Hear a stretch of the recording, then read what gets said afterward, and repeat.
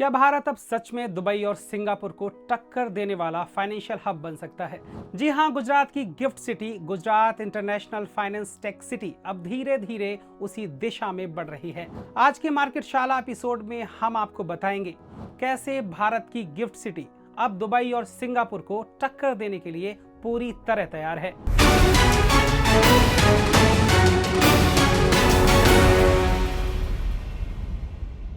क्या वाकई भारत अब दुनिया का नया फाइनेंशियल पावर हाउस बन रहा है?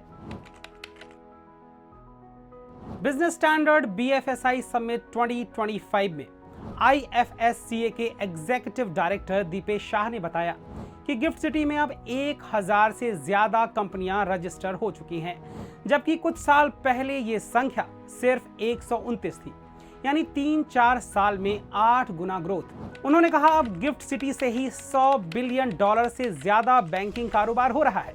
पहले ये आंकड़ा लगभग 0 था।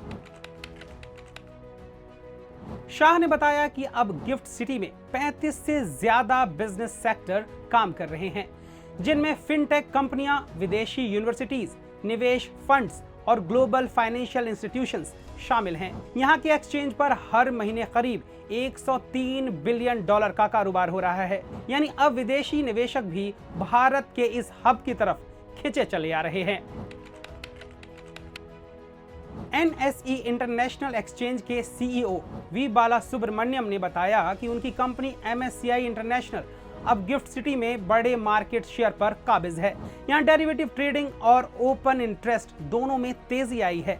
उन्होंने कहा गिफ्ट सिटी में ओपन इंटरेस्ट अब $22 बिलियन तक पहुंच गया है, यानी मार्केट अब और मजबूत और लिक्विड हो चुका है। केरेज ग्लोबल IFSC की CEO रेवती कस्तूरे ने कहा, अगर किसी जगह को असली फाइनेंशियल हब बनना है तो वहां सिर्फ बैंक नहीं बल्कि भरोसेमंद रेटिंग एजेंसियों का होना भी जरूरी है। उन्होंने कहा भारत को अपनी ग्लोबल रेटिंग एजेंसी खड़ी करनी चाहिए। PwC के पार्टनर तुषार सचदे ने कहा, अगर गिफ्ट सिटी की कंपनियों को 15 से 20 साल की टैक्स छूट दी जाए, जैसे हम टैक्स हॉलिडे कहते हैं, तो इससे लंबे समय के निवेश और स्थिरता दोनों को बढ़ावा मिलेगा। गिफ्ट सिटी अब सिर्फ गुजरात की नहीं बल्कि भारत की एक नई आर्थिक पहचान बनकर उभर रहा है। यह दिखाता है कि भारत अब फाइनेंशियल फैसिलिटीज के लिए दुबई और सिंगापुर पर निर्भर नहीं रहना चाहता, बल्कि अपना खुद का ग्लोबल फाइनेंशियल सेंटर बना रहा है। तो अब सवाल आपके लिए, क्या आप मानते हैं कि गिफ्ट सिटी आने वाले सालों में दुबई और सिंगापुर को पीछे छोड़ सकती है?